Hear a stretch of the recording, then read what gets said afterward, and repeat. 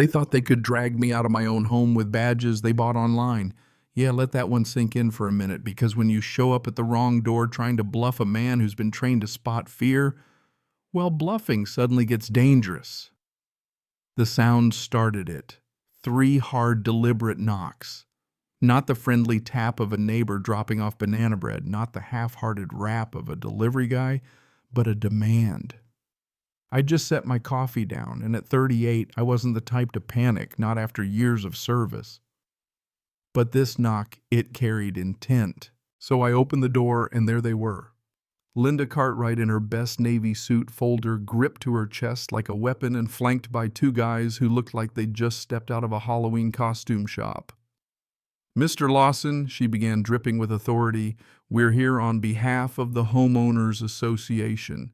You've failed to pay your HOA fees, and as of today, we're prepared to take action."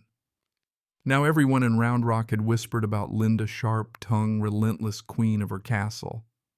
I dealt with her emails, her so-called warnings, but this was something else entirely. "Take action," I asked, glancing at her bodyguards. One had a buzz cut, looked like he'd done it himself in the bathroom mirror. The other's belt was fighting a losing battle with his gut. Yes, Linda pressed, flipping open her folder like she was reading me my rights. "These officers have authority to detain you until this is resolved." Almost laughed. Almost. Instead, I let out a slow breath. "Ma'am, those aren't officers, and you know I've paid every cent. I've got the receipts." Buzzcut stepped forward. "Sir, we need you to comply." His badge read, HOA Enforcement, like some kid's prize from a cereal box. "Comply with what I asked. This is my house. You don't get to make up laws because I stood up to you." Linda's jaw tightened. She wasn't used to calm resistance most people paid or hid. But I wasn't most people. "You're in violation," she snapped louder now, and from across the street I could see a curtain move, a neighbor watching.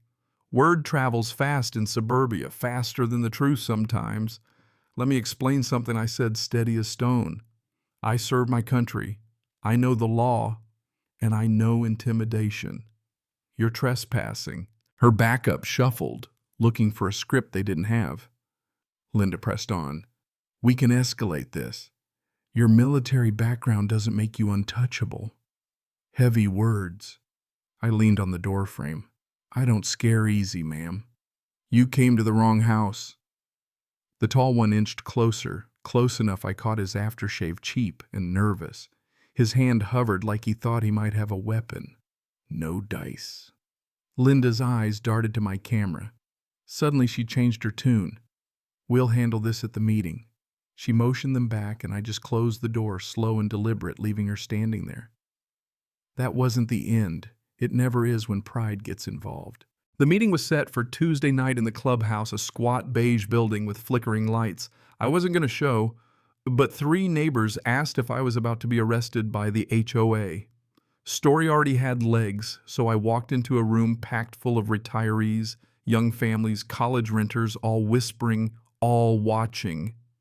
Linda sat at the front, papers stacked like a shield, the 2 officers beside her now in button-downs as if a costume change could erase the past. She started with a speech about financial integrity, then pulled out a paper Mr. Lawson owes $470 in unpaid fees. Last week we were forced to take preliminary action. Murmurs everywhere. I waited. Let her hang herself with her own rope. "Do you have anything to say?" she asked finally. I stood calm. "First, I don't owe a dime. Got receipts." I laid out my bank statements, email printouts, slid them down the table for everyone to see. "Second, those officers weren't enforcing anything, they were trespassing. I don't take kindly to folks playing cop on my front step." The tall guy shifted. Linda tried. "Those documents could be fabricated." Someone in the back laughed. "Banks don't fake cleared checks." "Anybody want to see?" A few leaned in. "We're not here for theatrics," Linda snapped, but her confidence was slipping. "You showed up with fake badges. That's intimidation, not leadership." Her second in command finally spoke quiet. We were just trying to help enforce the rules. With what authority, I shot back. Impersonating an officer's a crime. The room grew restless, some neighbors crossing their arms, others looking at Linda like they were seeing her for the first time. Linda slammed her folder. "This isn't over." I packed up my papers. "What I regret is this community putting trust in someone more interested in control than truth." Phones came out, flashes of my documents bouncing around online before I'd even left the room. By Wednesday, rumors had become full-blown legends, some folks still swearing those guys were legit, others laughing about their badges, but I knew men like that didn't just fade away. That afternoon, while sweeping my porch, the tall guy Rick showed up, Paul trailing behind. "Didn't get enough at the meeting?" I asked. Rick smirked. "Linda asked us to handle situations like yours. We don't back down." Paul looked ready to quit. "Who do you work for?" I pressed. Rick stammered. "The HOA." "No. Who pays you?" "Who do you swear an oath to?" Paul finally blurted, "We're volunteers." Linda said she needed stronger enforcement. I laughed. "Volunteers with online badges impersonating an officer's a felony." Rick bristled. "We never said we were police. You didn't have to. Badges, threats, authority to detain, that's enough for the DA." Neighbors were watching again, one recording another woman walking her dog, pausing to listen. "You two show up again. I'll call the real cops and you can explain yourself." Paul's face went pale. "Rick, let's go." Rick threw out, "You think you're a hero 'cause you served. You don't run this place." I stepped closer, low enough for him alone. "I don't need to run it, but I won't be bullied. Remember that." They left, and I started prepping my evidence for my old friend Charles, now a sheriff's deputy. But Linda wasn't slowing down. By Thursday, folks were stopping me at the store asking what was really going on. Some thought I owed thousands, others said Linda had turned the HOA into her own little police force. That night, as I watered the grass, Carla, my neighbor, a school teacher, called out, "Hey Lawson, you really get arrested by the HOA." "Tried big difference," I told her. "Those guys weren't cops, just neighbors playing dress up." Harold, the old-timer, chimed in. "She says you threatened them. I told them to leave. If anyone felt threatened, it's because they knew they were faking it." That night, a neighbor tagged me on Facebook, a photo of me on my porch, Rick and Paul in front of me.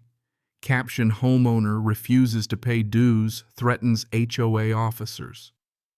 Comments blew up, some defending me, others calling for fines or even news coverage.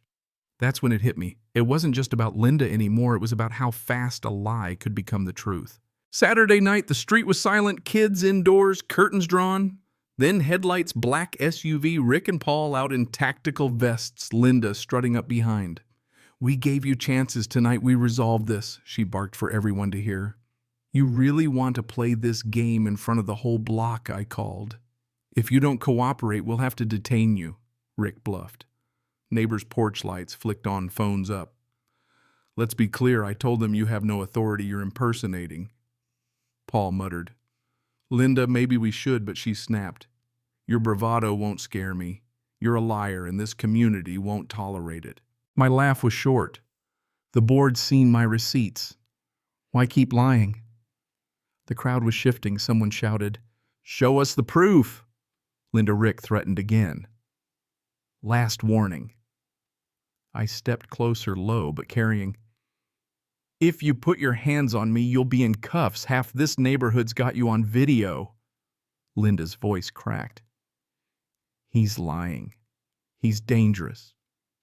But it was over. The crowd was done with her show. That Tuesday, the clubhouse looked like a courthouse. Linda still trying to command with her folder, but the air had changed. She called me out, and I stood, laid out my statements. "If anyone wants to see, come look." Deborah, up front, leaned in.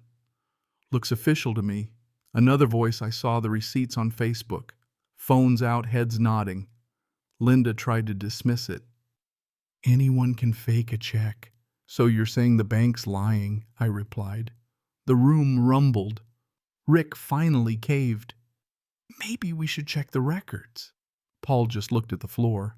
I turned to the crowd. Neighbors, this isn't about fees, it's about control. She's been using fear, and when the truth showed up, she called it a lie. Carla stood. I've never seen power abused like this. Harold added, We trusted you, Linda, but you crossed the line. The applause wasn't wild, but it was steady, like relief. I just gathered my folder. I'll let the truth speak for itself. But Linda wasn't done. Flyers appeared bold font, claiming I threatened her, manipulated neighbors, undermined the HOA. It was laughable until someone spray-painted liar on my garage door. Now the cops were involved. When the deputies arrived, neighbors gathered phones out, finally seeing what real authority looked like. Linda tried one last time. He's dangerous. The deputy just looked at her. Impersonating an officer's a felony. Volunteers don't carry badges. The neighborhood watched as the law put it on record. That night, an anonymous Facebook post dropped screenshots of Linda's emails, instructing Rick to act like law enforcement and threaten me with detainment. The threat exploded. Calls for her resignation, an emergency meeting called. Friday came and the clubhouse overflowed. Gerald, the board chair, was nervous but clear. We can't ignore what's happened. Linda erupted. You're blind. He's destroying this place, but no one was buying it. I stood quietly, laid down the police report. I didn't want this fight. I paid my dues. But someone has to stand up when power's abused. Carla and Harold echoed me. Gerald called for a vote. Nearly every hand went up. The gavel came down. Just like that, Linda's reign was over. She stormed out. The crowd sat stunned. Deborah finally said, Maybe now we can go back to being neighbors? The applause that followed wasn't triumphant. It was exhausted, but hopeful. I didn't win anything alone. We all did. Because when power's abused, silence just lets it grow. But one person saying enough can end 100 lies. So tell me, what would you have done if you'd been in my shoes? Ever had a neighbor or an HOA cross the line? Drop your story below, because this isn't just about dues, it's about justice. And if stories like this mean something to you, stick around. There's more to come, and everyone's got a lesson worth sharing.